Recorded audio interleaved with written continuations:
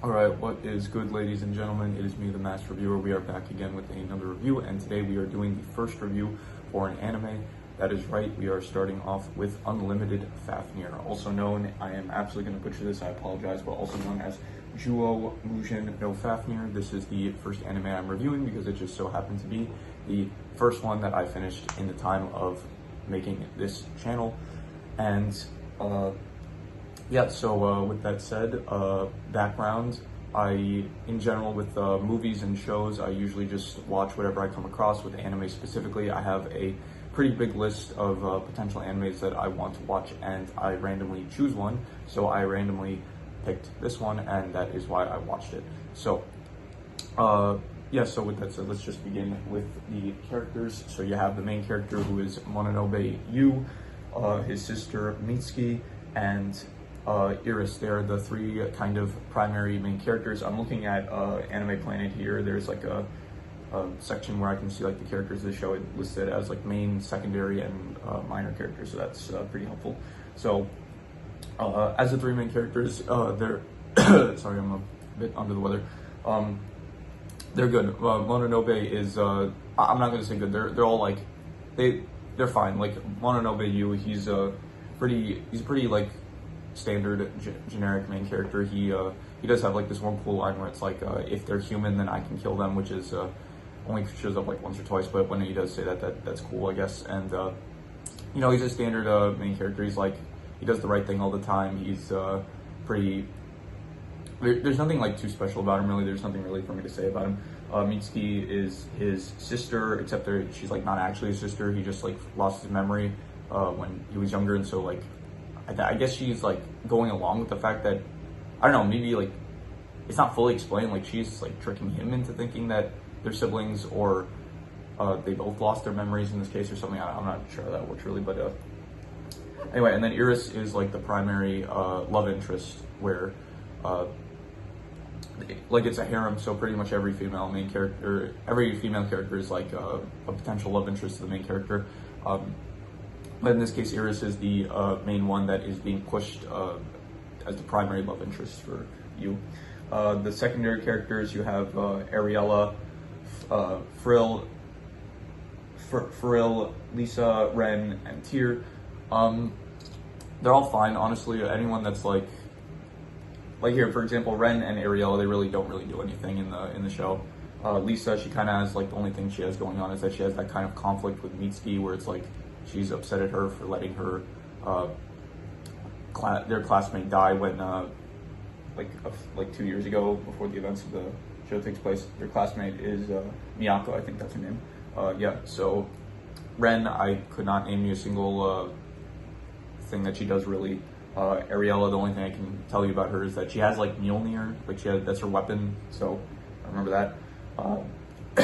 Tyr, she thinks that she is a dragon, and so she kind of has like an interesting character development, I guess, of like learning to not learning, but like becoming convinced that like she's human and stuff. So there's something there. And for real, I actually like her character. She's like the one that's always with the book. She's always reading, and she wants to be a writer, so at least you have something going on there. Other than that, you have some minor characters like Charlotte, the principal, Dylan, the general. You have Major Loki, who is one of my personal favorites. I like him. He's always like kind of malicious, not malicious, but like he's always like, he's never worried, it seems, in any scene he's in. He's like he always seems a bit malicious, and I don't know, he's also named after Loki, which is a very cool character in mythology. Other than that, anyone else? You have Tilly, who is the antagonist, the main antagonist, who is, her primary goal is just to turn Tyr into a dragon. That is not really fully explained, and there is no season 2 to this show, so I don't think it's going to get explained. So I'm pretty sure this is also based on a light novel, so in the future, if I really want to, I could read the light novel to continue the story and find out. I'm not sure if I will, though. You have Hanoka, who just ended up being a disguise for Killy. Other than that, you have the dragons, which are here. I'm going to use this to transition into the plot. So overall, the characters I'm going to give like a 5.5. They're all decent. No one's like great really though, so just a 5.5. Moving on to the plot, you have dragons who are not exactly characters. They're pretty much the opposing force of the main characters, where they are these giant creatures that are attacking the world that appeared all of a sudden one day alongside with the D's. They are connected to the D's, and they are going after the D's in order to, I guess, turn them into more dragons. So I really hate the design of the dragons. They look like this came out in 2015, and the CGI that they use for the dragons just looks appalling, just absolutely terrible in my opinion. So I do not like how the dragons are designed at all. It's like you have like the basilisk, which is like this turtle thing. You have the leviathan. You have the what do you call it? I don't know, the giant one that walks. They all just look very unappealing, and they're really slow, and they feel like they should do much more damage than they can, but then like they don't end up doing, like, I don't know, they feel like, I guess, like specifically the basilisk feels kind of threatening with, like, I guess their attacks, like when they attack and stuff, like, I guess sometimes it feels like they're a bit of a threat, but then still it's just the way that they look, and just the fact that like I don't know, they never ended up like really doing anything like too bad. So yeah, the plot is basically just that there is a school for the D's to train them into preparing to fight dragons that come along, and then every like 3 episodes a dragon ends up showing up, and then main characters have to defeat him. And then I'm pretty sure like the first like 3 episodes and the following 3 episodes, it's just they repeat the same arc where a dragon ends up coming, except in the first 3 they end up going after Iris, and then in the second and 3 they end up going after Tyr. And then both times I'm pretty sure like the dragon gets defeated just because Yu happens to make a deal with the Yggdrasil where it's like he can finally I don't know, use some like giant cannon that he apparently couldn't use beforehand. Also the characters, like, they summon weapons using dark matter. So yeah, like according to them, like I'm pretty sure they can make any, I know that's not how dark matter actually works in reality, but it's like for the sake of the show, like you can make any weapon you want out of dark matter. And then they always go with the same weapons, and I feel like, okay, don't you have like, isn't there so much more potential here that you can go with? Like you're just making like basic spears and stuff. Like you ends up making a gun, and then the teacher, what's her name? Haruka? Yeah, Haruka. Yeah, so she ends up saying like, oh, that's not going to be useful against like the threats we're facing. And then, yeah, but I'm thinking like, okay, you could probably like make like way more powerful stuff rather than just the basic weapons that you keep reusing. Also, they keep reusing the attack animations like every single time. Like every time Ariella uses Mjolnir, it's the exact same character animation. I'm pretty sure also when Mitsuki uses her bow and Lisa uses her spear and stuff, like all the attacks are the same, and the animation for them, it's just they're reusing it, and it's just like not really appealing. I guess that's more so action, so we'll get a bit into that later. So the plot, I'm just going to give a 4.5. It is not good in my opinion. It's just not interesting to me. I did not find it really appealing, so yeah. In terms of the settings, I'm gonna give it a 5. It's not good or bad. I would just say, like the setting, it's like basically the school of the D's, and it's fine. Like there's nothing really too bad to say. I do like the whole like setting of like how it all everything is like kind of related to Norse mythology, like the characters, weapons. Like you have Mjolnir obviously for Ariella. You have General Loki. They use a lot of like Norse words, like I forgot the final bomb that they use is called like a not mistletoe, like I don't know, it had some like Norse name to it, and I do like all the Norse stuff. I do think it's cool how it has like it's a nice spin that has like this Norse theme to it. So that is good. So in terms of like the setting, I'm just gonna give it a not 5.5, just a 5, because it's not good, but it's not bad. Anyway, moving on to the action, this is what I talked about a bit before. It's just, here I have the scoring sheet here. Specifically, I would give it a, I struggled there for a bit. I would give it a 4. It's bad, it's not good. Like, there's nothing cool about the action, really. There are a few scenes, I guess, where it's like, I don't know, you specifically, he's like using a gun to like take out soldiers, which I guess is cool. Anytime they're fighting a dragon, though, it never looks good, to be honest, and it's just, yeah, just the same basic attacks and stuff. I think at the end, it's like when they finally defeat the basilisk in like the last episode, it's like they all just fire some basic attacks at it from like around the they surround it. They fire some basic attacks, and then it looks really like weak, these attacks, and then all of a sudden there's just a huge explosion, and it just comes out of nowhere, it feels like. So yeah, the action is just bad in my opinion. I didn't like it.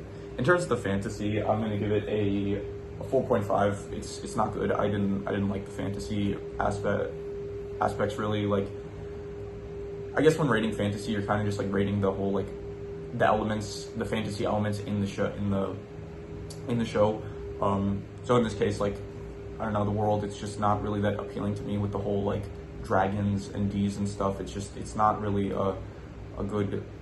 I don't know. It just doesn't like work for me, I guess. So the fantasy, I'm just gonna give it a not good. I didn't find it interesting, the whole like thing with the dragons and the D's and stuff, and like the dark matter and stuff.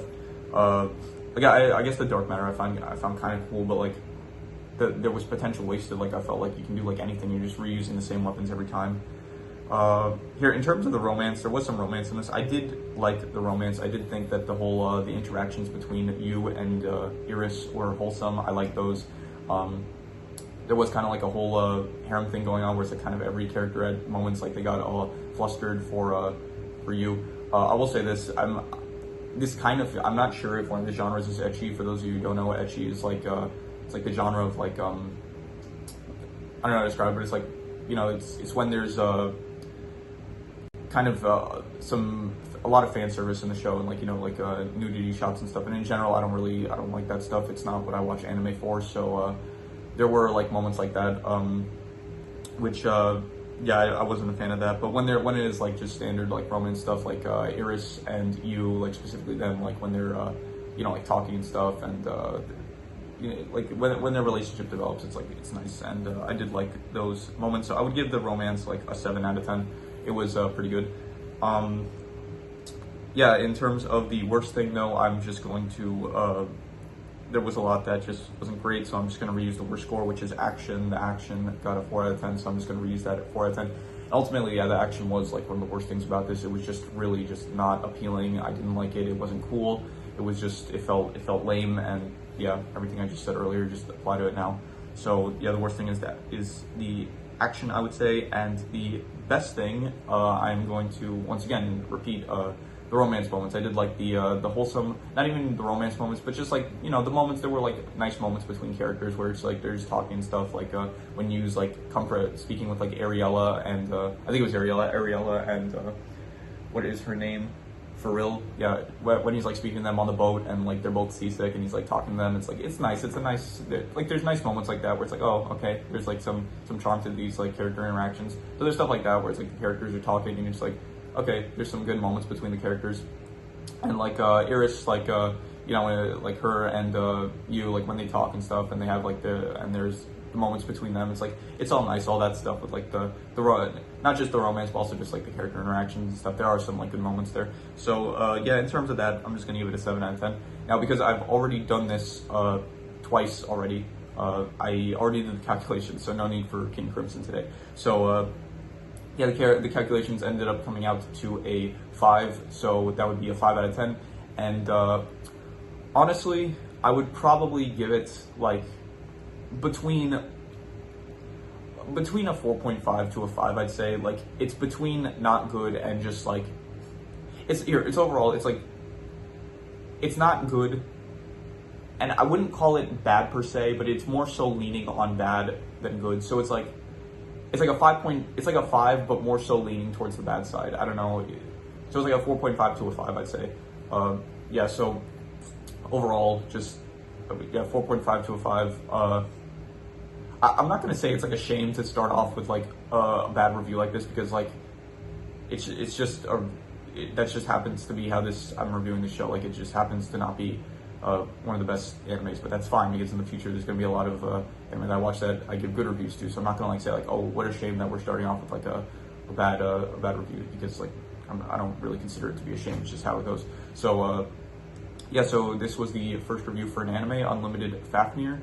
If you have any recommendations, any movies, anime shows, any video game stories that you want me to review, leave it in the comments. And yeah, with that said, that is pretty much all there is to it. So let's leave it at that.